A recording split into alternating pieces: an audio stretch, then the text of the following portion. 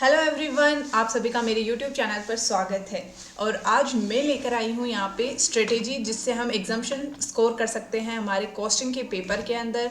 तो सबसे पहले हम जानते हैं कॉस्टिंग पेपर के बारे में। तो कॉस्टिंग पेपर है पेपर नंबर 3 हमारा सीए इंटरमीडिएट के लेवल पे, और ये ग्रुप 1 में आता है जैसे कि आप सभी को पता होगा। और ये मार्क्स कवर करता है 100 मार्क्स। और इसके अंदर हम जानते हैं चैप्टर्स के बारे में। तो यहाँ पे आईसीआई हमें 2 मॉड्यूल प्रोवाइड करता है, जिसके अंदर मॉड्यूल 1 के अंदर 7 चैप्टर है और मॉड्यूल 2 के अंदर 8 चैप्टर है मॉड्यूल। और उसके बाद में टोटल हमारे 15 चैप्टर्स हो चुके हैं। और उसके बाद में हमें आईसीआई की जो मेन वेबसाइट है ICI.org पे, उस पर आपको ये उस कॉस्टिंग के रिलेटेड आपको ये study mat, previous year question paper, RTP, MTP, ये सारा जो मटेरियल है आपको ICI.org पर मिल जाएगा। उसके बाद में मैंने यहाँ पर लिखे हैं चैप्टर्स लिखे हैं यहाँ पे सारे जो कॉस्टिंग के हैं, और उसके साथ साथ में कितना वेटेज ये एग्ज़ाम में कवर करता है मैंने ये भी यहाँ पर लिखा है। उसके साथ साथ मैंने लिखा है कि कौन सी कैटेगरी से आपको इसे कवर करना चाहिए, जिससे कि आपको अच्छे मार्क्स स्कोर करना आसान होगा। तो सबसे पहले जानते हैं यहाँ पे कौन कौन से चैप्टर है। देखिए यहाँ पे थियरी चैप्टर है, जो हमारा फर्स्ट चैप्टर होता है बेसिक्स टाइप इंट्रोडक्शन है, वो थियरी चैप्टर है। उसके साथ साथ कॉस्ट शीट चैप्टर है, ये है टोटल अपने मार्क्स कवर करता है 10 to 15 मार्क्स। और उसके बाद में है मटेरियल है, लेबर है, ओवरहेड है, एबीसी है, एबीसी उसके बाद में कॉस्ट अकाउंटिंग सिस्टम है। और ये सब हमारे टोटल मिलाकर 35 to 40 मार्क्स कवर करता है। और इधर जैसे स्टैंडर्ड, मार्जिनल, बजटरी, ये सब है, ये 20 to 25 मार्क्स है। और इधर unit and batch costing, job costing, contract costing, process, ये सब जो चैप्टर्स है ये आपकी टोटल कवर करती है 25 to 30 मार्क्स। तो मैंने जैसे कि यहाँ पे कैटेगरी से लिखा है कि जैसे सबसे पहले आपको जो है ये जो चैप्टर्स है ये सबसे पहले आपको कंप्लीट कर देने चाहिए। जैसे मटेरियल है, लेबर है, ओवरहेड है, एबीसी है और कॉस्ट अकाउंटिंग सिस्टम है। ये चैप्टर इजी भी है, और उसके साथ साथ में देखिए ये 35 to 40 मार्क्स जो इसका वेटेज है। और इसीलिए मैं आपको सजेस्ट करूँगी सबसे पहले आपको ये चैप्टर्स कंप्लीट कर देने चाहिए। उसके बाद में आपको जाना चाहिए बी कैटेगरी है, जो ये वाले स्टैंडर्ड्स, मार्जिनल और बजट, जो कि 20 to 25 मार्क्स कवर करते हैं। इसे आप एक कैटेगरी के बाद में आप इसे कवर कीजिए। देखिए अगर आप ये सारे चैप्टर अगर आप कंप्लीट कर लेते हैं थोरली, तो ये चैप्टर आपको कवर करेंगे 55 मार्क्स to 65 मार्क्स, जिसका मतलब पासिंग तो आपकी श्योर हो जाएगी इन चैप्टर्स को कंप्लीट करने के बाद भी। उसके बाद आप ये दोनों चैप्टर, जब आप ये जो 2 कैटेगरी मैंने आपको बताई ये अगर आप कंप्लीट कर लेते हैं, उसके बाद आप जाइए ये सी कैटेगरी में, जो कि दोनों हैं। अगर आपको थियोरी सब्जेक्ट में इंटरेस्ट है तो आप थियोरी और कॉस्ट शीट उठा सकते हैं, जिसका 10 to 15 मार्क्स वेटेज रहेगा।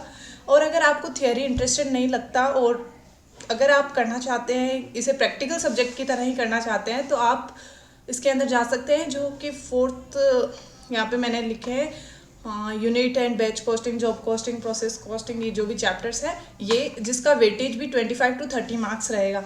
इस तरीके से आप अगर इसे प्रिपेयर करते हैं तो ये बहुत ही अच्छे से आप इसमें एग्जाम्शन स्कोर कर सकते हैं। तो चलो अब हम जानते हैं कि मैंने कैसे इस कॉस्टिंग के सब्जेक्ट में 74 मार्क्स स्कोर किए थे। तो मैंने क्या किया था, सबसे पहले अपने लेक्चर्स कंप्लीट किए। जो लेक्चर्स थे वो रिकॉर्डेड थे, तो फिर मैंने क्या किया, 1 by 1 मैंने चैप्टर रिकॉर्डेड वीडियोस देखती गई और उन्हें कंप्लीट करती गई। मतलब कंप्लीट जस्ट मैंने उनको कोई भी प्रैक्टिस नहीं किया, जो भी सर लिखवाते थे उन्हें सब नोट्स बनाती थी और उसके साथ में ऐसे ही करके सारे वीडियोज़ कंप्लीट कर दिए।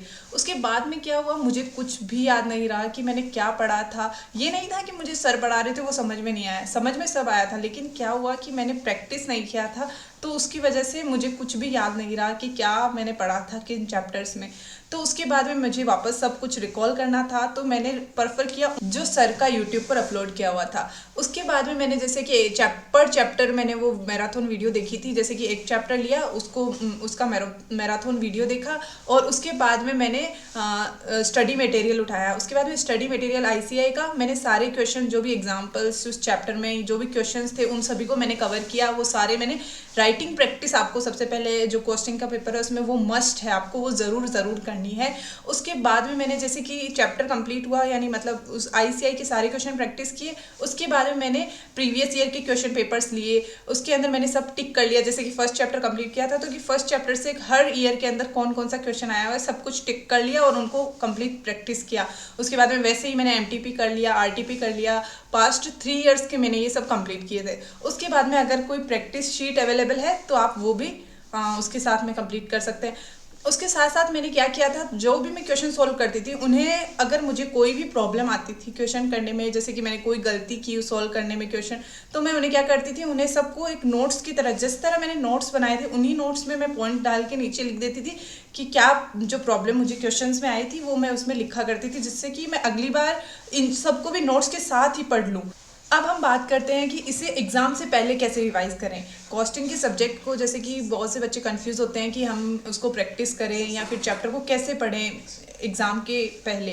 तो सबसे पहले मैंने क्या किया था, जो भी इजी चैप्टर मुझे लगते थे उन चैप्टर्स को मैंने जो चैप्टर मुझे इजी लगते थे, वैसे आप चूज़ कर सकते हो कि आपको कौन से इजी लगते हैं। मैंने उनको नोट्स से पढ़ लिया था, जो कि मैंने नोट्स लेक्चर्स के टाइम बनाए थे उन्हीं नोट्स से मैंने पढ़ लिया था। और उसके बाद में जो भी इंपॉर्टेंट क्वेश्चंस या जो क्वेश्चंस मुझे ऐसे लगा था कि हार्ड है या मुझसे नहीं हो रहे, उन क्वेश्चंस को मैंने टिक किया था। उन्हीं क्वेश्चंस को मैंने देख लिया, एक बार गो थ्रू कर लिया, और जो मुझे ज़्यादा ही हार्ड लगा उन्हें एक बार के लिए प्रैक्टिस कर लिया।